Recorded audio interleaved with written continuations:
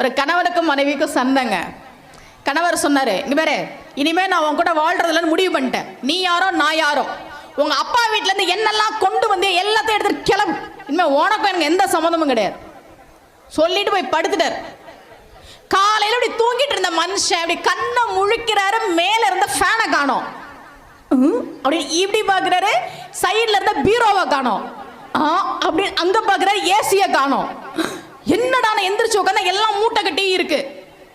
எல்லாத்தையும் எடுத்துட்டு உங்க அப்பா வீட்டுக்கு கிளம்புன்னு சொன்ன உடனே மனைவி மூட்டை கட்டிட்டா.